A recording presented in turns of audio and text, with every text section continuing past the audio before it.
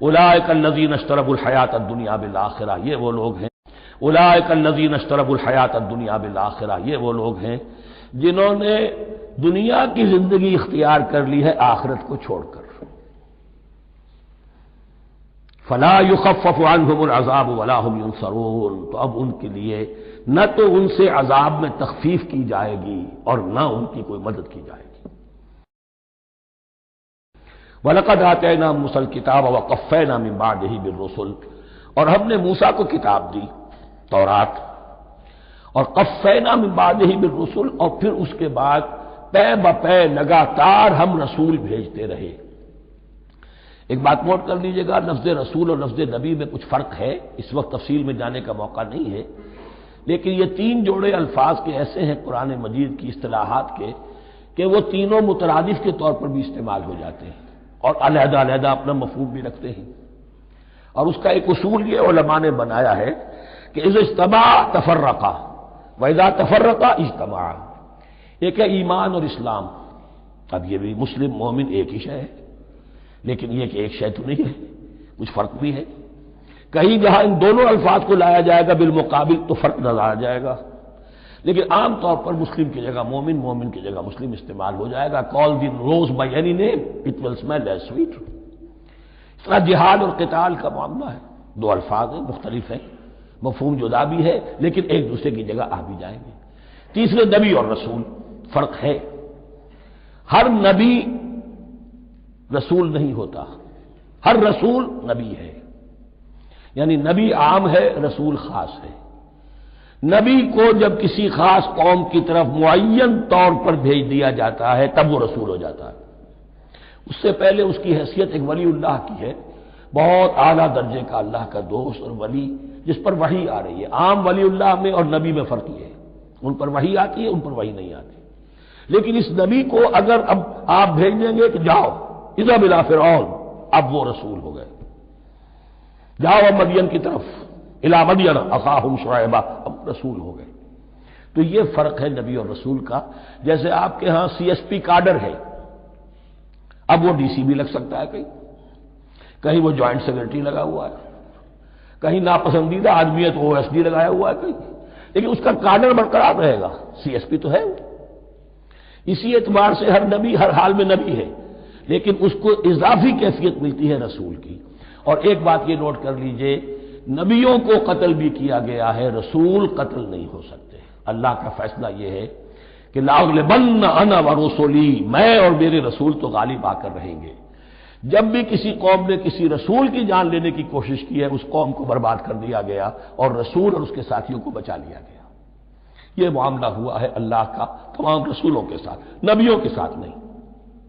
حضرت یحییٰ نبی تھے، قتل کر دیے گئے۔ حضرت عیسیٰ رسول تھے، قتل نہیں کیے جا سکتے تھے، ان کو زندہ آسمان پر اٹھا لیا گیا۔ اب وہی دوبارہ آئیں گے، تو رسول جو ہے وہ قتل نہیں ہوتا۔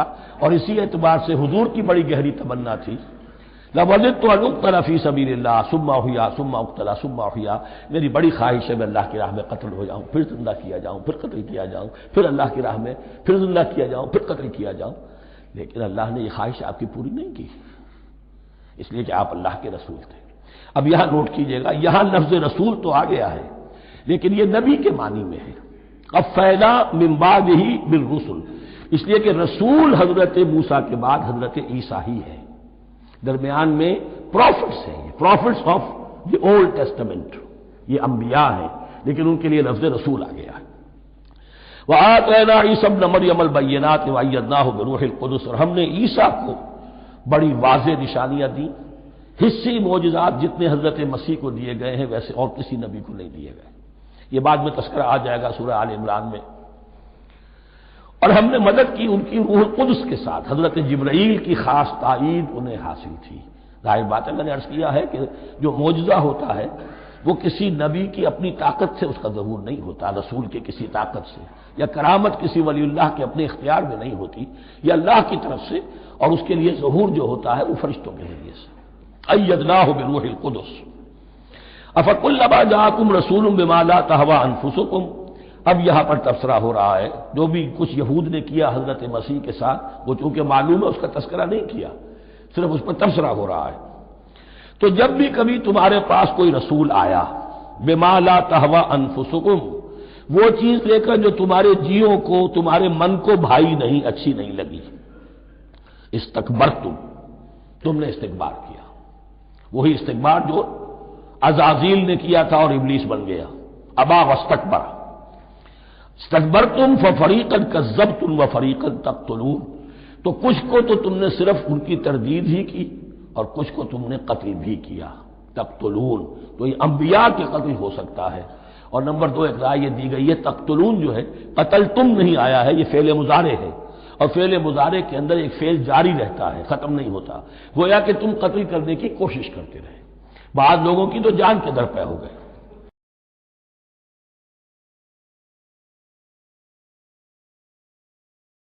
وقالوا قلوبنا غلف، اور انہوں نے کہا ہے کہ ہمارے دل تو غلافوں کے اندر بند ہیں۔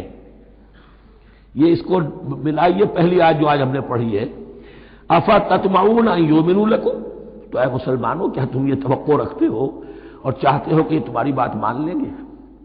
ان کی اس خواہش کے جواب میں جو وہ کہتے تھے وہ یہ قول ہے، وقالوا قلوبنا غلف، ہمارے دل خلافوں میں ہیں، میاں تمہاری بات ہم پر اثر نہیں کر سکتی، جاؤ کسی اور سے بات کرو۔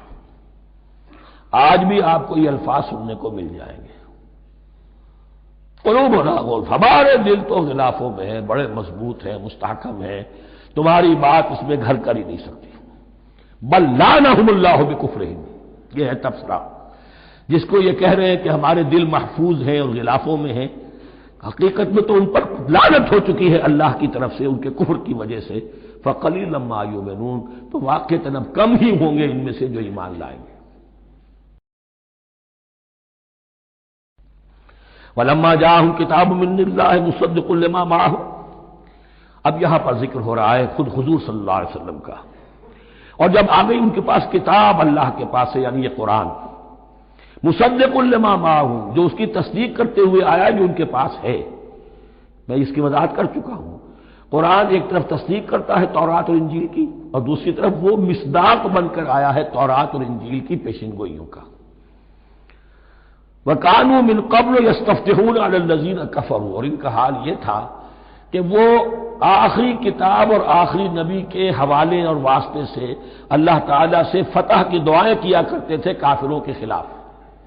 ہوتا کیا تھا کہ یہ تین قبیلے مدینے میں آ گئے کہ جو یہودی تھے، بنو قینقاع، بنو نذیر اور بنو قریظہ، اسی میں وہاں رہتے تھے اوس اور خزرج جو یمن سے آئے تھے، اصل عربی قبائل تھے، پھر آس پاس کے قبائل بھی تھے، وہ سب کے سب امیین میں سے تھے، ان کے پاس نہ کوئی کتاب، نہ کوئی شریعت، نہ کسی نبوت سے آگاہ۔ اب ان کے آپس میں جب لڑائیاں ہوتی تھیں اور یہ مار کھاتے تھے، سرمایہ دار تھے، دولت والے تھے، عام طور پر بزدل تھے، لہذا جب بھی کبھی مقابلہ ہوتا تھا مار کھاتے تھے، تو وہاں یہ کہا کرتے تھے کہ ابھی تو تم ہمیں مار لیتے ہو، دبا لیتے ہو، نبی آخری زمان کی آنے کا وقت آ چکا ہے، وہ نئی کتاب لے کر آئیں گے، جب وہ آئیں گے ہم ان کے ساتھ ہو کر جب تم سے جنگ کریں گے تو تم ہمیں شکست نہیں دے سکو گے، ہمیں فتح حاصل ہوگی۔ اور دعا کیا کرتے تھے اللہ اس نبی آخر الزمان کا ظہور جلد ہو تاکہ اس کے واسطے سے اور اس کے ذریعے سے اس کے صدقے ہمیں فتح مل سکے۔ یہ دعائیں تھیں، چونکہ خزرج اور اوس کے لوگوں نے ان کی یہ دعائیں سنی ہوئی تھیں۔ یہی وجہ ہے کہ حج میں سن 11 نبوی کے حج میں یا سن 10 نبوی کے حج میں جب وہاں پر 6 آدمیوں سے حضور نے بات کی جو خزرج کے تھے، سب کے سب انہوں نے کلنکھیوں سے ایک دوسرے کو دیکھا، معلوم ہوتا ہے یہ وہی نبی ہے جن کا ذکر یہ یہودی کرتے ہیں، تو اس سے پہلے کہ وہ ایمان لائے تم ایمان لے آؤ۔ گویا کہ وہ علم بالواسطہ طور پر جو انہیں پہنچا تھا وہ ان کے لیے کتنا بڑا سرمایہ بن گیا، ان کی نجات کا ذریعہ بن گیا، اور وہ علم جو ان کے پاس تھا تعصب کی وجہ سے اور تکبر کی وجہ سے وہ اسی طرح رہ گئے۔ فَذَهَبَ اللَّهُ بِنُورِهِمْ وَتَرَكَهُمْ فِي ظُلُمَاتٍ لَا يُبْصِرُونَ صُمٌّ بُكْمٌ عُمْيٌ فَهُمْ لَا يَرْجِعُونَ۔ وَلَمَّا جَاءَهُمْ كِتَابٌ مِّنْ عِندِ اللَّهِ مُصَدِّقٌ لِّمَا مَعَهُمْ وَكَانُوا مِن قَبْلُ يَسْتَفْتِحُونَ عَلَى الَّذِينَ كَفَرُوا فَلَمَّا جَاءَهُم مَّا عَرَفُوا كَفَرُوا بِهِ، تو جب ان کے پاس آ گئے وہ چیز جسے انہوں نے پہچان لیا پھر انہوں نے کفر کیا۔ فَلَعْنَةُ اللَّهِ عَلَى الْكَافِرِينَ، تو اللہ کی لعنت ہے ایسے کافروں پر۔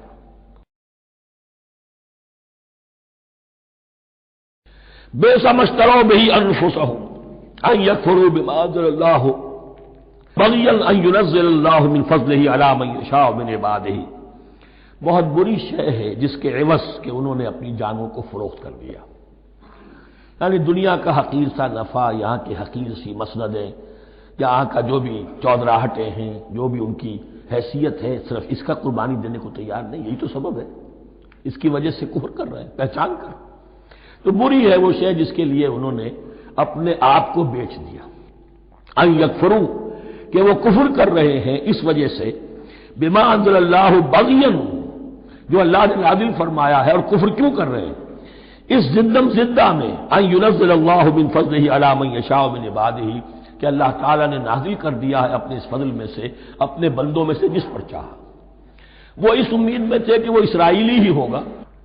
جب 1400 برس تک نبوت ہمارے پاس رہی، اب فترت کا زمانہ ہے، 600 برس گزر گئے، اب آخری نبی آنا ہے، ان کو گمان یہ تھا وہ ہم میں سے ہی ہوگا۔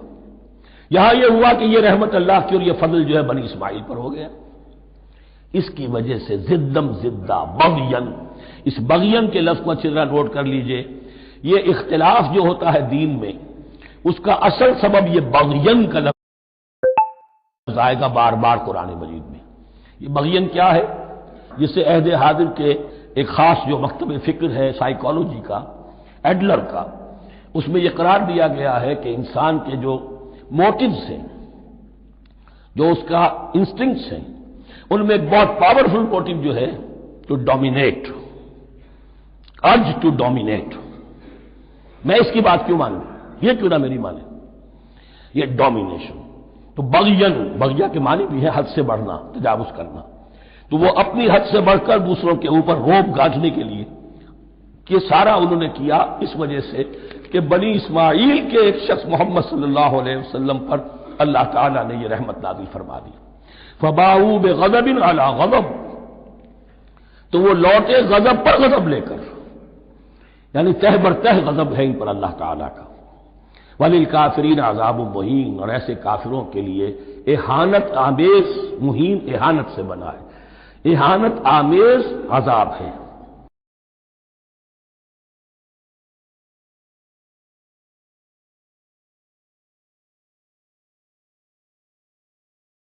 آمنوا بما انزل اللہ، وَإِذَا قِيلَ لَهُمْ آمِنُوا بِمَا أَنزَلَ اللَّهُ، اور جب ان سے کہا جاتا ایمان لاؤ اس پر جو اللہ نے نازل فرمایا، قَالُوا نُؤْمِنُ بِمَا أُنزِلَ عَلَيْنَا، کہ ہم ایمان رکھتے ہیں اس پر جو ہم پر نازل ہوا۔ وَيَكْفُرُونَ بِمَا وَرَاءَهُ، اور وہ کفر کر رہے ہیں جو اس کے پیچھے ہے۔ انہوں نے انجیل کا کفر کیا، حضرت مسیح کو نہیں مانا۔ انہوں نے محمد کا کفر کیا ہے صلی اللہ علیہ وسلم، اور قرآن کو نہیں مانا۔ وَهُوَ الْحَقُّ مُصَدِّقًا لِمَا مَعَهُمْ، اور وہ کفر کر رہے ہیں حالانکہ وہ حق ہے، سچ ہے، درست ہے، اور تصدیق کرتے ہوئے آیا ہے اس کی جو ان کے پاس ہے۔ قل، اے نبی ان سے کہیے، فَلِمَ تَقْتُلُونَ أَنبِيَاءَ اللَّهِ، یہاں وہ لفظ واضح ہو گیا، تو پھر کیوں تم قتل کرتے رہے ہو اللہ کے نبیوں کو، من قبل، اس سے پہلے۔ ایسے ہی حق پرست ہو، ایسے ہی جو کچھ تم پر نازل کیا گیا اس پر ایمان رکھنے والے ہو، تو تم نے نبیوں کو کیوں قتل کیا؟ تم نے زکریا کو کیوں قتل کیا علیہ الصلوۃ والسلام؟ تم نے یحییٰ کو کیوں قتل کیا علیہ الصلوۃ والسلام؟ تمہارے تو ہاتھ جو ہے نبیوں کے خون سے آلودہ ہیں۔ فَلِمَ تَقْتُلُونَ أَنبِيَاءَ اللَّهِ مِن قَبْلِ إِن كُنتُم مُؤْمِنِينَ، اگر واقعتاً تم ایمان والے ہو۔ وَلَقَدْ جَاءَكُم مُوسَىٰ بِالْبَيِّنَاتِ، تمہارے پاس موسیٰ آئے تھے کھلی تعلیمات لے کر، واضح معجزے لے کر۔ ثُمَّ اتَّخَذْتُمُ الْعِجْلَ مِن بَعْدِهِ، پھر تم نے اس کے بعد اس کی غیر حاضری میں بچڑے کو اپنا معبود بنا لیا۔ وَأَنتُمْ ظَالِمُونَ، اور تم ظالم ہو۔ وَإِذْ أَخَذْنَا مِيثَاقَكُمْ وَرَفَعْنَا فَوْقَكُمُ الطُّورَ، یاد کرو جب کہ ہم نے تم سے عہد لیا تھا اور تمہارے اوپر کوہ طور کو معلق کر دیا تھا۔ خُذُوا مَا آتَيْنَاكُمْ بِقُوَّةٍ، پکڑو اس کو مضبوطی کے ساتھ جو ہم نے تمہیں دیا ہے۔ وَاسْمَعُوا، اور سنو۔ قَالُوا سَمِعْنَا وَعَصَيْنَا، انہوں نے کہا ہم نے سنا اور نافرمانی کی۔ یہ ان کی ایک اور بیماری تھی، الفاظ کو ذرا سا چکر دے کر ایسے پڑھنا کہ مفہوم جو ہے بالکل بدل جائے۔ کوئی اعتراض کرے تو کہے گا کوئی شخص کہ اپنے کانوں کا جا کے میل نکلوائیے، میں نے تو اطعنا کہا تھا، آپ کو آسینا سننے میں آ گیا۔ لیکن وہ اپنے لوگ جو ہوتے تھے ان کے منافقوں کے، اور آپس میں جو ہوتے تھے وہی منافق اس وقت حضرت موسیٰ کے ساتھ، کردار تو ایک ہی رہا ہے ہمیشہ سے۔ اس کردار کے لوگ جو ہے یہ حرکتیں کرتے تھے، اور پھر ان سے سرزنش کی جاتی کہ بھائی ہم نے تو کہا تھا سمعنا واطعنا، آپ کے اپنی سماعت میں کوئی خلل ہوگا۔ قالوا سمعنا وعصینا، ہم نے سنا اور ہم نے رد کیا، نافرمانی کی۔ وَأُشْرِبُوا فِي قُلُوبِهِمُ الْعِجْلَ بِكُفْرِهِمْ، اور ان کے اس کفر کی پاداش میں یا کفران نعمت کی سزا کے طور پر ان کے دلوں میں بچھڑے کی محبت اور تقدس جو ہے وہ پلا دیا گیا۔ قُلْ بِئْسَ مَا يَأْمُرُكُم بِهِ إِيمَانُكُمْ إِن كُنتُم مُّؤْمِنِينَ، کہیے ان سے بری ہیں یہ باتیں، برا ہے وہ جس کا کہ حکم دے رہا ہے تمہیں تمہارا ایمان، ایمان کے ساتھ یہ حرکتیں۔ ان کنتم مومنین، اگر تم مومن ہو تو کیا ایمان کے ساتھ یہ حرکتیں ممکن ہوتی؟ قل ان كانت لكم الدار الآخرة عند الله خالصة من دون الناس فتمنوا الموت ان كنتم صادقين۔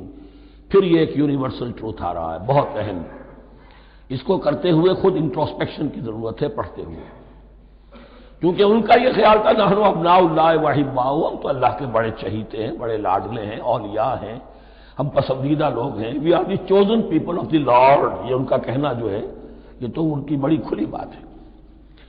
اور ان کا کہنا ہے کہ آخرت کا گھر تو ہمارے لیے ہے ہی ہے، اٹھا لو۔ اب دیکھیے لٹمس ٹیسٹ ان کے سامنے رکھا جا رہا ہے، لیکن یہ لٹمس ٹیسٹ میرے اور آپ کے لیے بھی ہے۔ قل ان كانت لكم الدار الآخرة عند الله خالصة من دون الناس، اے نبی ان سے کہیے کہ اگر تمہارے لیے آخرت کا گھر اللہ کے پاس خالص کر لیا گیا ہے دوسرے لوگوں کو چھوڑ کر، یعنی تمہاری ریزرویشن ہو چکی ہے وہاں، تمہارے لیے تو جنت ہی جنت ہے، فتمنوا الموت ان کنتم صادقین، تو اگر تم سچے ہو تو تمہیں موت کی تمنا کرنی چاہیے، موت کی تمنا کرو۔ اگر اتنا ہی یقین ہے جنت میں داخل ہونے کا تو دنیا میں رہنا تم پر گراں ہونا چاہیے۔ یہاں کی تو بہت سی کلفتیں ہیں، بہت سی محنتیں ہیں، مشقتیں ہیں، کتنی کتنی کوفت اٹھانی پڑ جاتی ہے۔ یقین اگر ہو کہ آخرت ہے اور وہاں میرا مقام جنت میں ہے تو زندگی تو لائبلٹی معلوم ہونی چاہیے، ایسٹ معلوم نہیں ہونا چاہیے۔ پھر تو دنیا سجن نظر آنی چاہیے، جیسا کہ حدیث میں فرمایا گیا الدنیا سجن المومن و جنت الکافر، یعنی کم سے کم یہ کہ دنیا میں زیادہ رہنے کی آرزو تو نہ ہو، یہ کم سے کم ہے۔ آخرت پر ایمان، اور اگر اپنا معاملہ اللہ کے ساتھ خلوص پر ہے، دھوکے بازی پہ نہیں ہے، بل الانسان علی نفسہ بصیرہ، ہر انسان کو معلوم ہے میں کہاں کھڑا ہوں، آپ کا دل آپ کو بتا دے گا آپ اللہ کے ساتھ دھوکے بازی کر رہے ہیں یا آپ کا معاملہ اللہ کے ساتھ خلوص و اخلاص پر مبنی ہے۔ اگر یقین ہے کہ خلوص و اخلاص پر ہے تو پھر تو یہ ہے کہ زندگی ایسٹ نہیں لائبلٹی، اور دنیا باغ نہیں قید خانہ نظر آنا چاہیے، اور اس میں انسان رہتا ہے ایک مجبوراً اللہ نے بھیجا ہے رہنا ہے، جو اس کی طرف سے ذمہ داریاں عائد کی گئی ہیں وہ ادا کرنی ہے، لیکن یہاں رہنے کی خواہش یہ اگر ہے تو یا تو آخرت پر ایمان نہیں یا اپنا اللہ کے ساتھ معاملہ خلوص اور اخلاص پر مبنی نہیں۔ دس از دی لٹمس ٹیسٹ۔ وَلَن يَتَمَنَّوْهُ أَبَدًا، اور یہ ہرگز نہیں کریں گے تمنا اس کی موت کی، بما قدمت ایدیہم، بسبب ان کرتوتوں کے جو ان کے ہاتھوں نے آگے بھیجے ہوئے ہیں۔ ہر شخص کو معلوم ہے میں نے کیا کمائی کی ہے، کیا بھیجی ہے۔ واللہ علیم بالظالمین، اور اللہ ان ظالموں سے بخوبی واقف ہے۔